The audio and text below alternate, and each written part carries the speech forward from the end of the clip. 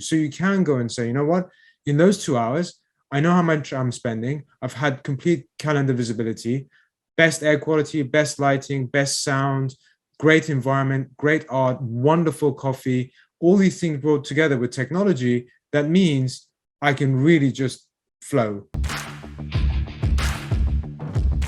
Welcome to Monday Mornings with Michelle, the new business podcast. Whether you're kicking off your day or kickstarting your business, Michelle is going to kick your ass into next week with the essential fours: strategy, systems, support, and state of mind. Now, welcome to center stage, Michelle Nedelec. Hey there, peeps. This is Michelle Nedelec, and I am super glad that you're here with us today because I am here with my most amazing guest, Mo. Mo, thank you so much for being here with us. Michelle, it's lovely to be here. Thanks for inviting me to the show. Awesome. So give us the 5,000-foot view of who you are and what you love to do. Well, I'm an entrepreneur, but I wasn't an entrepreneur in the 1990s. I joke around because the syntax of entrepreneurship has changed so much over the years. I think when I started in business in the mid-90s, I think most people were kind of businessmen somehow. But I love kind of starting businesses, solving problems, and finding kind of complex solutions to really easy problems that need to be solved.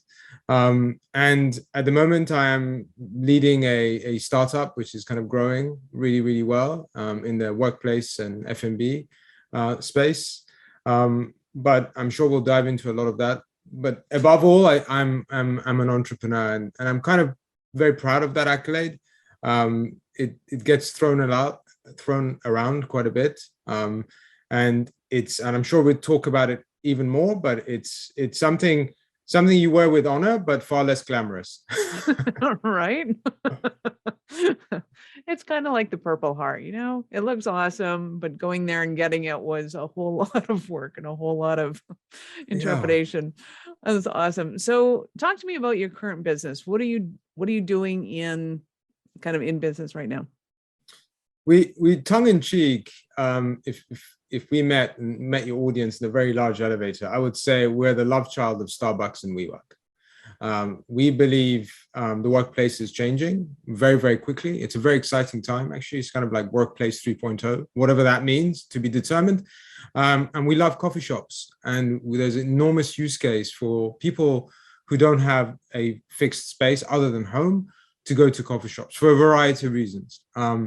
But coffee shops today aren't really fit and haven't been designed from the ground up for you to do meaningful work in there. So we're kind of reinventing that vertical and starting in the States and trying to conquer the world again, in line with startup culture, is to grow, scale, and solve this problem for as many people as possible.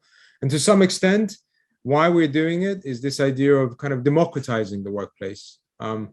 I personally believe that you don't have to work at Google or Microsoft or Twitter or these incredible companies that, by the way, I love and I look up to. You don't have to work there to be able to experience good workplace environment. The normal civilian who works maybe out of a coffee shop, or maybe a less advanced office environment or a less glitzy co-working should also get some of those benefits that come with these incredible buildings that have had hundreds of millions of dollars invested in them. Nice. I love it. And who doesn't like a good coffee shop? I mean, come on. Right. Well, and I think the companies that you mentioned have definitely opened up the workspace to redefine it. Because once upon a time, the 80s and 90s, it was like, oh shit, I don't have an office. So I'm just going to work out of this coffee shop right here. Don't mind me. The advent of laptops made it a possibility to be able to, socialize and get out of the house without having an office, but it was still a focus of embarrassment. Now that whole persona has changed, and we love the communal aspect of coffee shops and communal workspaces. So talk to me about the psychology or your perspective of, why people love them now, why they work so well, just that an amor that we have with them. Well, that is such an intelligent point you raise, in actual fact, this idea of how we feel when we work out of a coffee shop, because we've done quite a bit of testing.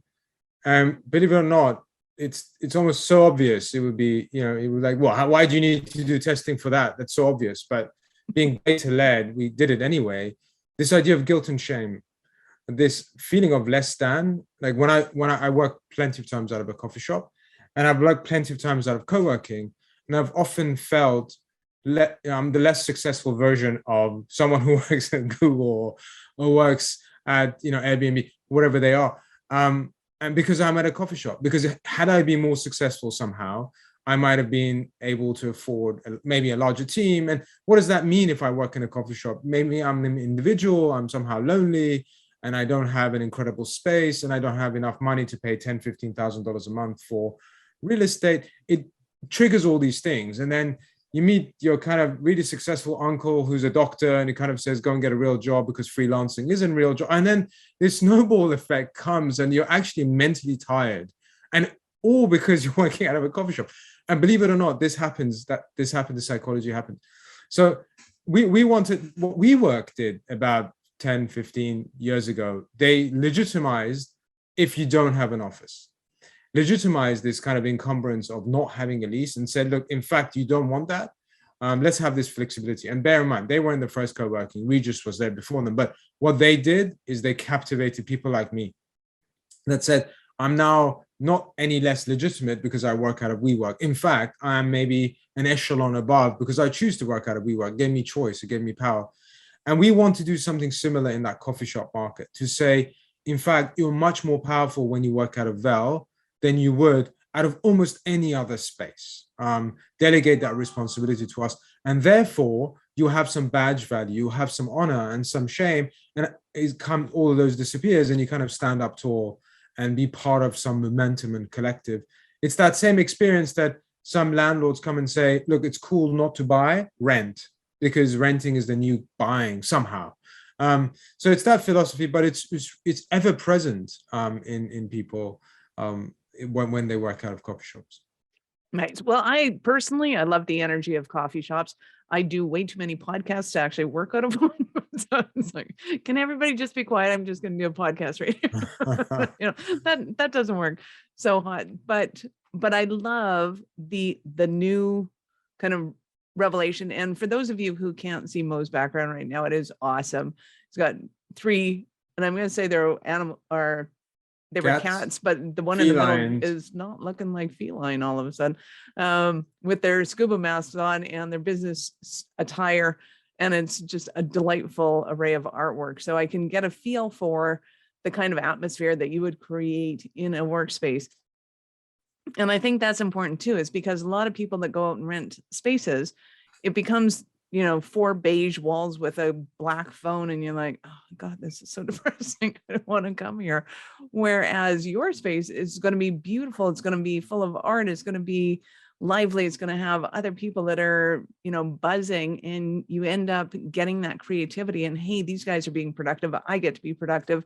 And I think that energy that you get to feed off of when you're in a workspace is fantastic, in that like you just don't get that entrepreneurial feeling of being alone anymore. You don't. And but by the way, if you want to record a podcast at VEL, you can, because we have these incredible kind of booths, pods that you can go into, and it's perfect think space, 55 decibels, which means it's really ideal space for you to be able to record a podcast with perfect privacy. So nice. That's no problem at $5 an hour. I mean, it's incredible. It's like, what? It's mouth-watering. Yeah, I know. But put it, I think you're right. What we're trying to create here is tap into this momentum of creativity, and really understanding what layers do we have to remove, what friction do we have to remove for you to flow, what additives we have to bring in to help you flow. And it's this, acceleration, deceleration. It's that balance that we're trying to find. And it's going to take us, several iterations to get to this perfect model of what we think. And even then it's going to move. And that's just the journey of this, which is wonderful. But you talk about creativity. What we're thinking about even so much is, what does air quality mean?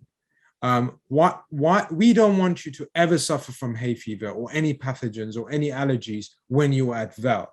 We're investing in air quality so much so it says, well, what does surgical room air quality look like? And how can we bring that into retail without having to obviously overspend? And how can we measure it? How can we show you? And then the same thing for lighting and all the other sensors and acoustics in a coffee shop setting, accessible to everybody. So it's this idea of, I remember when I lived at my parents' house, why did I love it so much? It was that because I delegated responsibility. I was somehow looked after and I flourished. And you feel nostalgic when you think, I certainly do. You feel nostalgic when you think about it. And it's that same idea. We want that responsibility to be delegated to us when Michelle is working at VEL for a couple of hours. And we really take that quite seriously and invest in it, time and money and effort and experience, internal experience, to be able to provide that space for you. So you can go and say, you know what, in those 2 hours, I know how much I'm spending. I've had complete calendar visibility, best air quality, best lighting, best sound, great environment, great art, wonderful coffee, all these things brought together with technology. That means I can really just flow, thrive, flourish, whatever the adjective is, in those couple of hours. Nice. I love it. So walk us through one of your spaces and the advantages, some of the other things that you paid attention to. So coffee shops are open to people. Co-working is a membership-based program, which means you're not welcome, really not welcome, unless you become a member, right? There's a day rate, but there's an encumbrance and it's friction. So we really wanted to exhibit the same behaviors of a coffee shop, which means anyone can come in. You don't have to be a subscriber or a member, which is brilliant. You buy a coffee, food at the bar, you sit down in really incredible hardware, really incredible stuff. I mean, we have seats that cost $5,000, $20,000. So you're really sitting in the best ergonomics, best technology, best lighting. And very much, however, you've done no more than travel within 15 minutes of where you live, and you spend no more per hour than you do in a coffee shop, which is between $8 and $14. So switching costs are very, very low. So, but at some point, you want seats that are slightly more elevated than the other seats we have, and you want reservation. So we have kind of privacy seats and nesting seats, which we'll rent by the hour. You can reserve this on the app. You can reserve it at a kiosk within VEL itself, and they give you this kind of slightly more sense of privacy and security, and it's kind of a nesting seat. At some point, you want to record a pod, or you have a Zoom interview, beg your pardon, a podcast, or you have a Zoom interview. At that point, you go into a pod, and those pods are state of the art. Really, it is almost like if Tesla made a pod, what would it feel like? And it's made by a company called Framery out of Finland, and they're truly incredible. They sell thousands of these to big tech companies. So, and then those can be reserved. So, but then we say at some point, you're a power user, the same way as you may be a power user of Canva or LinkedIn or whatever other tech software there is. At that point, you can become a subscriber, pay us a monthly recurring fee. And for that, you get some enriched features, because now you're using us maybe 10 hours a week, 12 hours a week, and not 2 hours a week or 3 hours a week. So there's something there for everybody. And that was important for us. And then wrapping it around with Wi-Fi, T1 secure Wi-Fi, what you're used to maybe in a major building in Silicon Valley, or New York, Miami, wherever that is, Wi-Fi that is much better than anyone in that customer demographic has ever been used to. Certainly what I'm used to, for instance, at my home. It's secure, it's dedicated, and and then there are some softer things around it. What does lighting mean? Air quality. What happens if you're left-handed, for instance? How do we provide psychological safety? What does our menu mean? And how can we connect it to productivity? You can see I'm enormously passionate about it, and I can talk about it for hours, but there's nothing more exciting for us than building product at the moment. Nice. I love it. Well, and I love the idea of getting that visual of the space, because I know even as when I was doing sales, like just straight up sales, I didn't want to go back to the office. I loved working out of coffee shops. It's just, right. I loved that atmosphere. And I love the idea of the shared workspace for people who just go to an office every day, and it's they've created their own little cubicle, and those are kind of a little state of misery unto themselves. So I'm in love with this idea of being able to have a communal atmosphere, regardless of, whether you have the permanent space or not. And I love it for entrepreneurs that don't really need a 5,000 square foot facility, but every once in a while they need somewhere where they can bring people in that's a little nicer than their house. Kids running around, the dogs running around, Right. being able to have that meeting space is fantastic. Right. No, that's exactly what we are. We complement. Again, I joke around and say we're the GoPro of coffee shops. The iPhone is fit for purpose in most settings. You go to a bar mitzvah, a wedding, your iPhone is going to be great, right? But get on your mountain bike or your skateboard or surfboard, whatever it is, at that point, you need a specialized camera. GoPro may be it for you. And again, at some point, you need a specialized coffee shop because we're designed that way, and lots of other coffee shops aren't. But we're not a drive-through, for instance, and we're not going to have some of the really extensive food and menu beverage items of a really independent, exotic, boutique, craft coffee shop either. Which means that we complement. Which means that you could actually be a customer of all three. You could go to Starbucks for the drive-through. You could go to your independent because it's Sunday and you want to relax with a couple of friends, read a newspaper, have a really nice lunch or a snack or food, whatever it is, or a really exotic specialty drink, for instance. But at some point, you want to open up your $2,000-$3,000 laptop and you want to do work, you want to have a meeting, you want to be as productive as possible. That's when you go to VEL. And that's how we've been designed. Nice. I love it. So talk to me about who in your opinion uses these facilities the most, and who are you looking to attract right now into the business? I come from a school of thought that says a beachhead is important. Startups, any business who starts new, unless you raise tens of millions of dollars, even then, I would say go narrow for the start. You have to have an evangelist base. You have to make sure you've narrowed down a customer demographic and to market to them, because time and money is limited. Customer acquisition is really expensive. So for us, given that we complement the home, it's important to say, well, who works from home? Again, our spaces are smaller and they kind of heroize the individual rather than teams. Again, who works from home and works are real individuals, right? And who is more likely to continue doing that rather than this, maybe go back to work, etc. Right? Not that we don't believe in remote work. I think remote is a major category. Distributed teams are major categories now, and they're legitimate. They will stay to some degree for a very long time, and real estate in itself will change. But our immediate customer demographic are people who are going to work from home. So freelancers, designers, this kind of Upwork culture, as well as people who are kind of working more kind of distributed teams and remote. And I think our core demographic is the 24 to 38 with a certain income profile, et cetera, et cetera. We have a very good psychographic demographic of our customer base. But then there's a geo component. Very rarely people commute to their coffee shop. It just doesn't happen. Coffee shop is the third place. It's supposed to be convenient. Unlike the office, for instance, you do commute to the office. I mean, the national average of a commute to an office is 30 minutes. You would think it's more, but it's around 30 minutes. But people, they maybe walk to the coffee shop or go 5 or 10 minutes to the coffee shop. So there's always going to be a geofence around us, and we're going to focus on that, which just means having more of them. That's why Starbucks or these retailers, Dunkin' Donuts, Panera, have so many. Because there is that geo dimension to it. Nice. I love it. So is your business model, is it franchises, chain? How are you set up?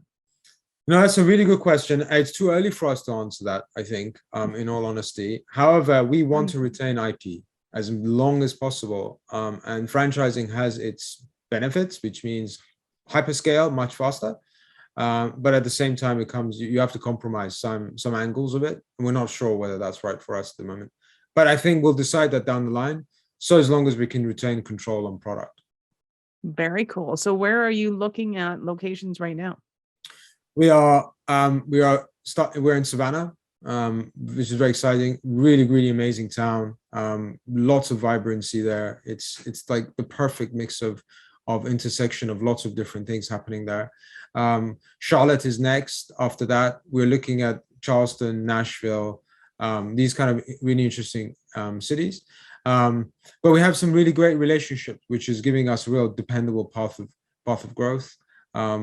So we could be somewhere near you very soon. I love that. Well, and most of the entrepreneurs that I know are very nomadic.